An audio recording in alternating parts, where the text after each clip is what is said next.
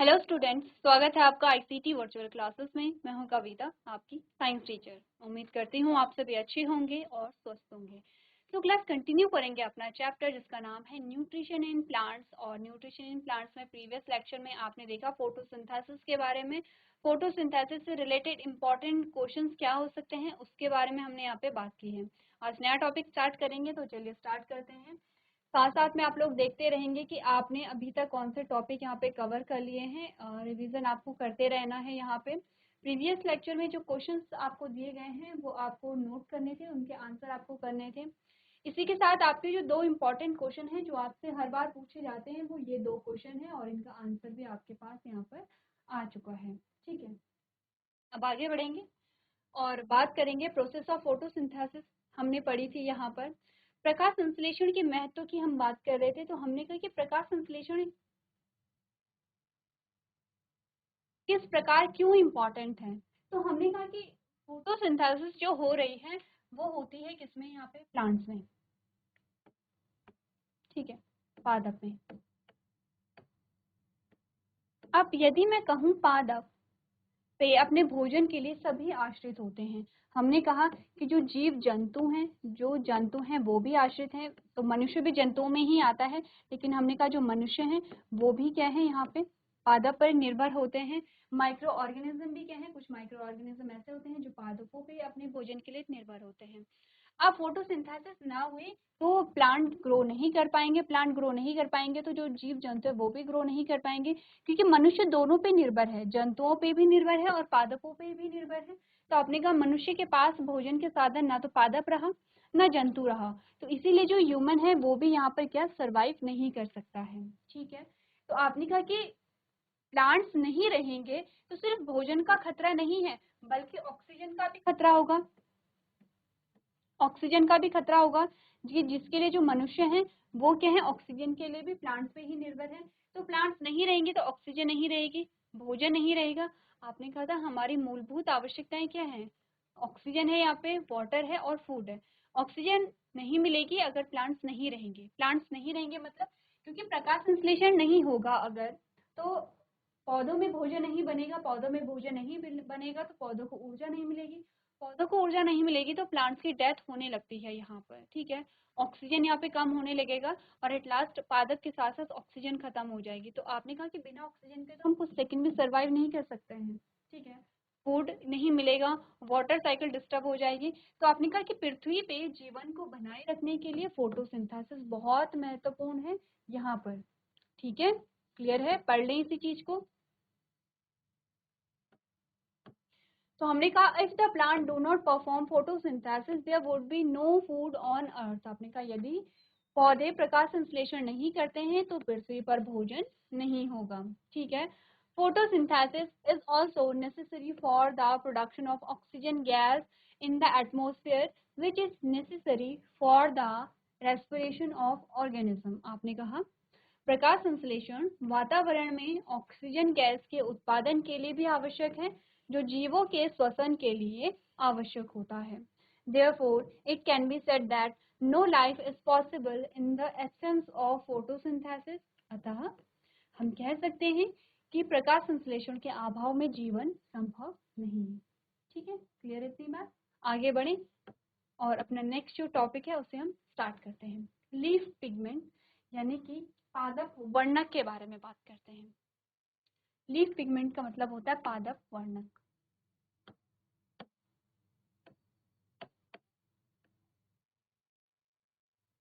ये सीधे वर्णक के बारे में बात करते हैं। वर्णक क्या होते हैं?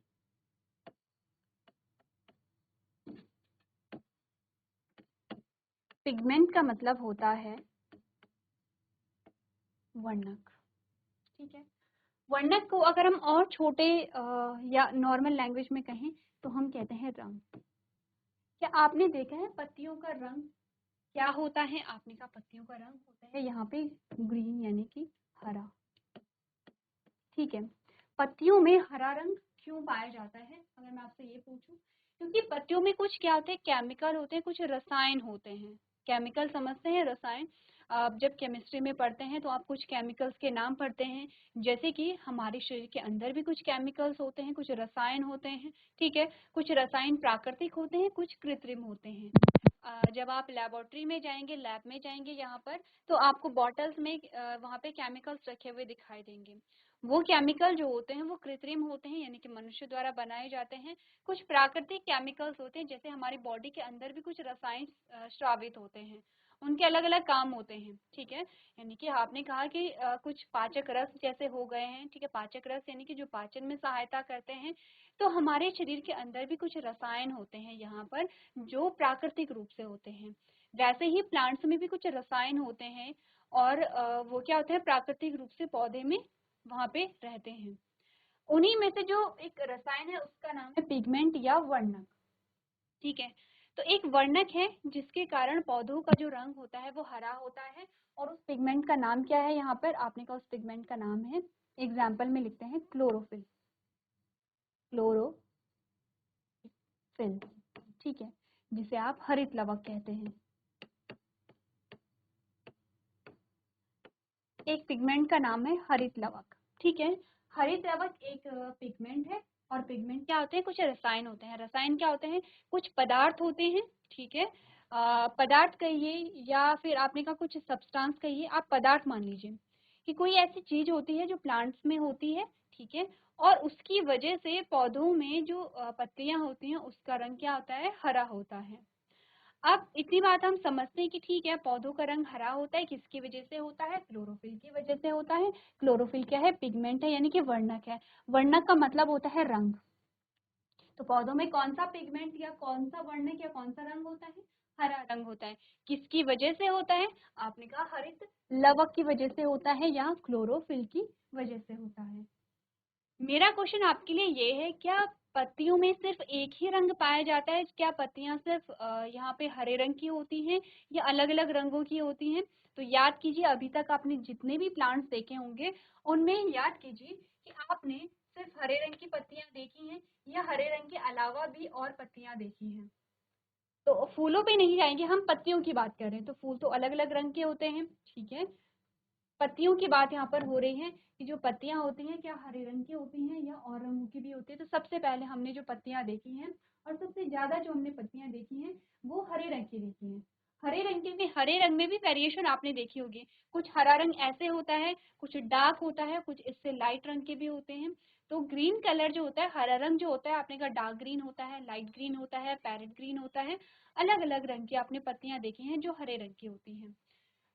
एक और चीज अगर मैं आपको दिखाऊं तो आपको यहाँ पर दिख रहा होगा, ये फ्लावर नहीं है, फूल नहीं है, ये आती हैं पत्तियां। इसमें आप देख रहे हैं कि दो प्रकार की पत्तियां हैं। एक तो आपने कहा कि डार्क ग्रीन कलर की हैं, एक तो आपने कहा डार्क ग्रीन कलर की पत्तियां आपके पास आ रही हैं, और कुछ आपके पास रेड कलर की पत्तियां आ रही हैं, ठीक है। आगे बढ़ते हैं और कुछ इमेजेस को और देखते हैं। यहाँ पर आपने देखा कि ये जो पॉट आपको दिखाई दिया है, यहाँ पे डार्क ग्रीन कलर की पत्तियां हैं और पिंक कलर की पत्तियां हैं, ठीक है। अगर और हम देखें तो यहाँ पर आप क्या देख रहे हैं, एक ऐसा पौधा है जिसकी जो पत्तियां हैं वो पीले रंग की पत्तियां हैं। एक और इमेज अगर हम देखेंगे तो आपको कुछ पत्तियां दिखाई दे रही हैं, और ये पत्तियां कैसी हैं, ब्राउन कलर की हैं, ठीक है। तो आपको क्या क्या कलर मिले यहाँ पर देखिए, आपको मिला ग्रीन कलर, ग्रीन कलर यानी कि हरा रंग, हरा रंग, ठीक है। आपको मिला ब्राउन कलर यानी कि भूरा रंग, ठीक है। आपको मिला यहाँ पे डार्क ग्रीन कलर, ठीक है। और आपको मिले यहाँ पे रेड यानी कि लाल रंग, ठीक है। यहाँ पर आपको मिला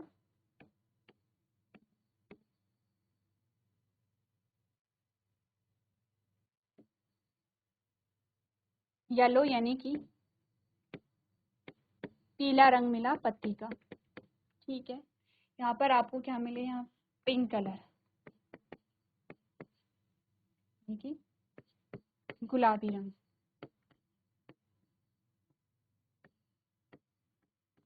अब ये बताइए, क्या आपने इन पत्तियों को अलग अलग कलर की जो पत्तियां हैं, क्या आपने ये कलर अलग अलग कलर की पत्तियां देखी हैं। अगर मैं आपसे कहूँ ये पत्तियां आपने देखी होगी, चलो ग्रीन कलर तो आपने देखा, ये पत्ती आपने देखी होगी, ठीक है, और येलो कलर की भी आपने देखी होगी। कुछ ऑर्नामेंटल प्लांट होते हैं, सजावटी पौधे होते हैं। काफी सारे लोगों को आपने देखा होगा कि उन्हें क्या होता है, सजावटी पौधे या फ्लावर फूल ऐसे पौधे लगाने की उन्हें क्या होती है, उन्हें शौक रहता है। तो आपने इस कलर के जो यहाँ पे पत्तियां हैं वो देखी होंगी, भूरे रंग की जो पत्तियां हैं वो आपने देखी होंगी, पिंक और रेड हो सकता है आपने देखी हैं या हो सकता है आपने नहीं देखी हैं। इन इमेजेस का मतलब क्या है, इन चित्रों का मतलब क्या है, इन चित्रों का मतलब है कि क्या पत्ती में सिर्फ हरा रंग होता है, हमने कहा नहीं, हरे रंग के अलावा भी अलग अलग रंग होते हैं। नेक्स्ट क्वेश्चन मैं आपसे पूछूंगी, क्या इन सभी के लिए भी क्लोरोफिल रिस्पॉन्सिबल है? जैसे हरे रंग के लिए तो हमने क्या बोला, क्लोरोफिल रिस्पॉन्सिबल है। हरे रंग के लिए क्लोरोफिल या हरित लवक उत्तरदायी है। हमने क्या बोला कि हरे रंग के लिए क्लोरोफिल या हरित लवक उत्तरदायी है।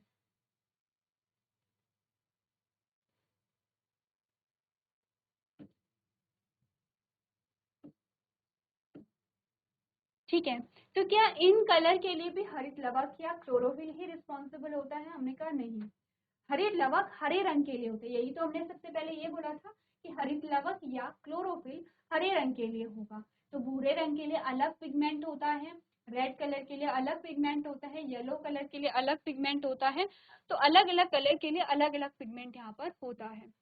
नेक्स्ट क्वेश्चन आपके पास ये आता है, हमने कहा फोटोसिंथेसिस उन्हीं पौधों में होती है जिनमें हरित लवक या क्लोरोफिल पाया जाता है, ये हमने बात की है। हमने कहा इसमें क्या होगी, फोटोसिंथेसिस की प्रोसेस होगी।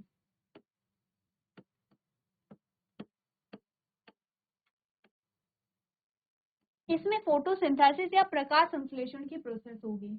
तो क्या इसमें भी प्रकाश संश्लेषण होगा और इसमें भी प्रकाश संश्लेषण होगा? चलो इसमें और इसमें हमने माना कि यहाँ पे हरी पत्तियां भी हैं, लेकिन अगर मैं भूरे रंग की पत्ती और पीले रंग की पत्ती की बात करूं, क्या इसमें भी फोटोसिंथेसिस होती है, यस और नो? हमने कहा इसमें भी फोटोसिंथेसिस होती है। तो नेक्स्ट क्वेश्चन आता है कि क्या यहाँ पर फोटोसिंथेसिस के लिए दूसरे पिगमेंट भी यहाँ पे भाग ले सकते हैं फोटोसिंथेसिस में? हमने कहा नहीं, फोटोसिंथेसिस में सिर्फ और सिर्फ क्लोरोफिल यहाँ पर इम्पॉर्टेंट होता है, सबसे इम्पॉर्टेंट होता है, और पिगमेंट भी होते हैं, ठीक है। जब आप बड़ी क्लासेस में जाएंगे तब आप समझेंगे कि फोटोसिंथेसिस में और जो पिगमेंट होते हैं, क्लोरोफिल होता है, यहाँ पे ज़ैंथोफिल होता है, कैरोटीनॉइड्स होता है, ये अलग अलग पिगमेंट के नाम हैं और ये सारे पिगमेंट क्या करते हैं, फोटोसिंथेसिस में भाग लेते हैं। लेकिन हमने कहा कि ऐसा नहीं है कि और पिगमेंट प्रेजेंट है और क्लोरोफिल प्रेजेंट नहीं है, यानी कि अगर क्लोरोफिल नहीं पाया जा रहा है तो भी फोटोसिंथेसिस होगी। फोटोसिंथेसिस के लिए क्लोरोफिल मस्ट है और इम्पॉर्टेंट है, ठीक है। तो हमने कहा कि यहाँ पर फोटोसिंथेसिस होगी तो क्लोरोफिल की आवश्यकता है, यहाँ पर भी, यहाँ पर फोटोसिंथेसिस होगी तो यहाँ पे भी क्लोरोफिल की आवश्यकता है। तो हमने कहा कि यहाँ पे तो क्लोरोफिल हमें दिखाई नहीं दे रहा है, तो फोटोसिंथेसिस कैसे होती है? एक्चुअली में क्या होता है कि इनमें क्लोरोफिल प्रेजेंट है, इन दोनों पौधों में, जो भूरे रंग की पत्तियां हैं और जो पीले रंग की पत्तियां हैं, इनमें क्लोरोफिल प्रेजेंट होता है, लेकिन कम मात्रा में होता है। अब अलग अलग क्या होते हैं, पिगमेंट होते हैं, इतना आपने समझा। पिगमेंट का मतलब होता है रंग, जैसे हरा रंग है, भूरा रंग है और पीला रंग है। हमने कहा कि पत्तियों का रंग वही हमें दिखता है जितनी अधिक जिस वर्ण की, जिस रंग की मात्रा अधिक होगी उसी रंग की हमें पत्तियां दिखती हैं। जैसे इसमें हरित लवक या क्लोरोफिल ज्यादा था, इसीलिए हरे रंग की पत्ती हमें दिखी है। इसमें भूरे रंग के लिए जो वर्णक है वो ज्यादा था, इसीलिए हमने इसमें भूरा रंग दिखा है। इसमें पीला रंग के लिए जो वर्णक था वो ज्यादा था, इसीलिए हमें इसमें पीला रंग दिखा है। मतलब क्या हुआ, मतलब ये हुआ कि इसमें भी क्लोरोफिल है, इसमें भी क्लोरोफिल है, लेकिन अधिक मात्रा में नहीं है। चलिए, तो हमने क्या बात की है, हमने कहा इस पत्ती में भी क्लोरोफिल है और इस पत्ती में भी क्लोरोफिल है, लेकिन हमें हरा रंग इसलिए नहीं दिखाई दे रहा है क्योंकि हरे रंग की जो मात्रा है वो कम है। भूरे रंग की मात्रा इसमें ज्यादा, इसीलिए भूरा रंग दिखा। पीले रंग की मात्रा इसमें ज्यादा, इसीलिए पीला रंग दिखा। दोनों में क्या है, क्लोरोफिल है, और दोनों में ही क्या होगा, यहाँ पे फोटोसिंथेसिस की जो प्रोसेस है वो होगी। क्लियर है? पढ़ ली इसी सेम चीज को। आपने कहा इन ग्रीन प्लांट्स, हेडिंग क्या है, photosynthesis in leaves of various colour. आपने कहा अलग अलग रंग की पत्तियों में फोटोसिंथेसिस कैसे होता है? आपने कहा in green plants chlorophyll absorb light energy from the sun to perform photosynthesis. आपने कहा जो हरे रंग के जो पेड़ पौधे होते हैं जिनकी पत्तियां हरे रंग की होती हैं, उनमें क्लोरोफिल क्या करता है, यहाँ पे सनलाइट को एब्जॉर्ब करेगा, जिससे कि फोटोसिंथेसिस की प्रोसेस होगी। Besides some green colour plants like croton, maple, colocasia etcetera have leaves that are red, brown and violet colour. ठीक है, आपने कहा कुछ अलग अलग रंग की पत्तियां होती है, जैसे लाल रंग की पत्तियां हो गई, जैसे भूरे रंग की पत्तियां हो गई हैं, जैसे वायलेट कलर की जो लीफ होती हैं।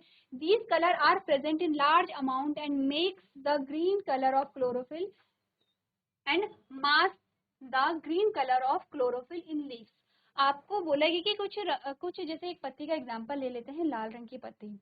अब लाल रंग की पत्ती में क्लोरोफिल होता है, लेकिन लाल रंग की मात्रा अधिक होती है।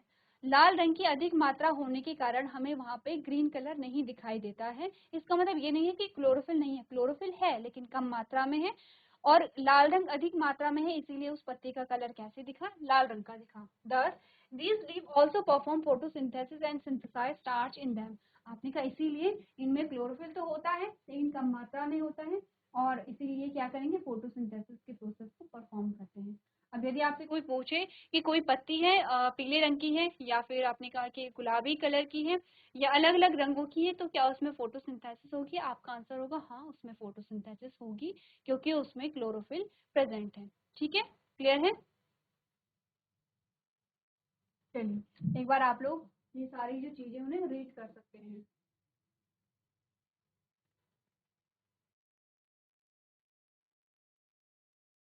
चलिए तो आगे बढ़ते हैं यहाँ पे, और अगला टॉपिक अपना देखते हैं। नेक्स्ट जो हमारे पास टॉपिक आया है वो ये है कि जब फोटोसिंथेसिस हुई तो फोटोसिंथेसिस के दौरान पौधे में जो बनता है वो बनता है ग्लूकोज। ग्लूकोज क्या होता है? एक प्रकार का कार्बोहाइड्रेट होता है। ठीक है, अब ध्यान से देखिए, जैसे कार्बोहाइड्रेट है, ठीक है, हमने पढ़ा है कि जो कार्बोहाइड्रेट है वो क्या है, पोषक तत्व है। क्या है ये? पोषक तत्व है। ठीक है, इसका काम क्या होता है? ऊर्जा प्रदान करना, जो कि कहाँ से हमें मिलता है? प्लांट से हमें मिलता है। बट आपको ध्यान होगा कि जब हमने प्रोटीन पढ़ा था क्लास 6 में, आपने एक चैप्टर पढ़ा था कंपोनेंट्स ऑफ फूड, यानी कि भोजन के घटक।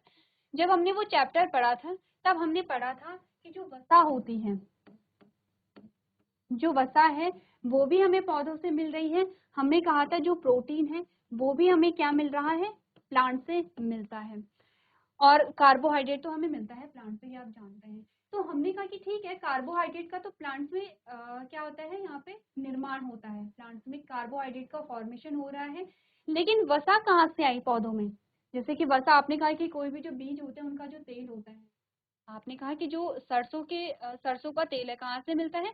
सरसों के बीजों से मिलता है। सरसों के बीज कहाँ लगते हैं? सरसों के पौधे पे लगते हैं। प्रोटीन जो आपको मिलता है यहाँ पर, आपने कहा कहाँ से मिलता है? जो दाल होती है, दाल से आपको प्रोटीन मिलता है। तो दाल में प्रोटीन कहाँ से आया है? जो सरसों के बीजों में जो फैट है, जो वसा है, वो कहाँ से आई है? इसके बारे में हमें पढ़ना है। अब कार्बोहाइड्रेट क्या होता है? आपने कहा जो कार्बोहाइड्रेट है वो अलग अलग प्रकार के होते हैं, जैसे सरल कार्बोहाइड्रेट होते हैं और जटिल कार्बोहाइड्रेट होते हैं। ठीक है, तो जटिल कार्बोहाइड्रेट क्या कैसे होंगे? जटिल होंगे यहाँ पर संरचना में, और डाइजेस्ट करने में क्या टाइम यहाँ पर लेते हैं। सरल कार्बोहाइड्रेट इजीली क्या हो जाते हैं? डाइजेस्ट यहाँ पर हो जाते हैं। अगर मैं कहूँ कि जो सरल कार्बोहाइड्रेट है, सरल कार्बोहाइड्रेट का नाम है ग्लूकोज। ग्लूकोज कब आपने पढ़ा है? जब आपने कहा फोटोसिंथेसिस हुई है। तो ग्लूकोज क्या है? सरल कार्बोहाइड्रेट है। सरल कार्बोहाइड्रेट है ग्लूकोज। ऐसे ही बहुत सारे ग्लूकोज मिल करके क्या बनाते हैं? कार्बोहाइड्रेट बनाते हैं। ये सेम वैसा ही है जैसे हमने कहा आपने एक एग्जांपल लिया है, आपने कहा बहुत सारे थ्रेड्स आपस में इस प्रकार से मिले हुए हैं, तो ये कैसी है? जटिल संरचना है। जब आपने इन्हें अलग अलग किया तो ये अलग अलग धागे के रूप में यहाँ पे प्रस्तुत हो गए हैं।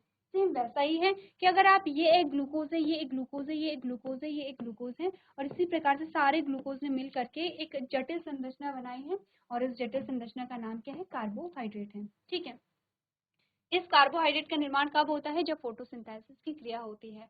अब हम पढ़ेंगे कि प्लांट्स में वसा और प्रोटीन का निर्माण कैसे होता है, वो आपको जानना है, क्योंकि हमें तीनों चीजें कहाँ से मिल रही हैं? प्लांट से मिल रही हैं। ठीक है,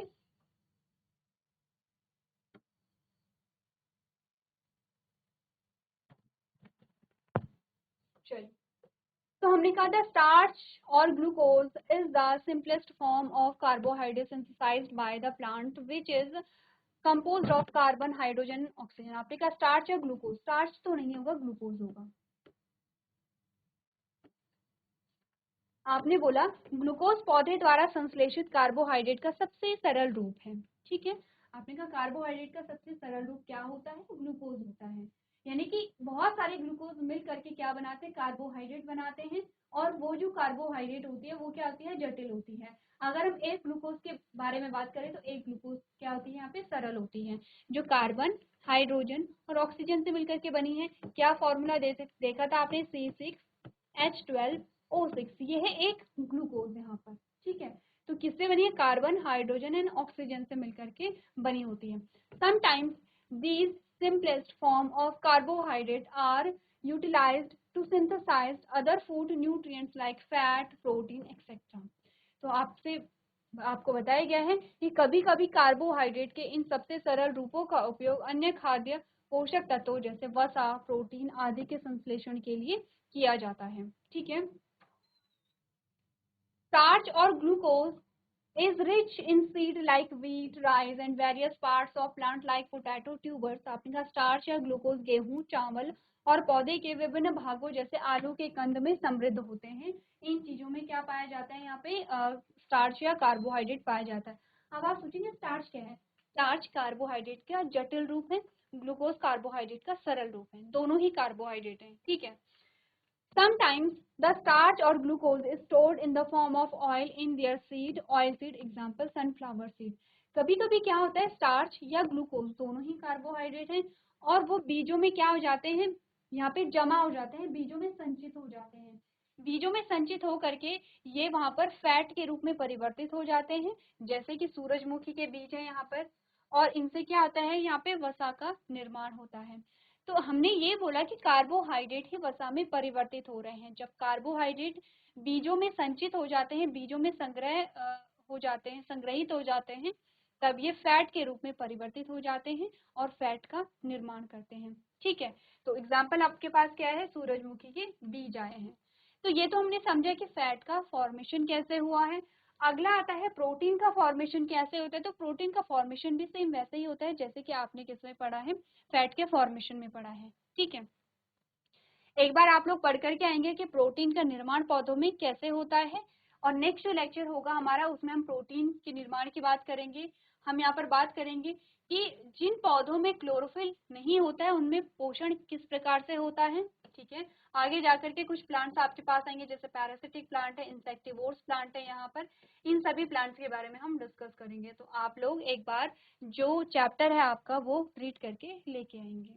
तो आज के सेशन में हम इतना ही करेंगे। अभी तक क्लास में बने रहने के लिए आपका धन्यवाद।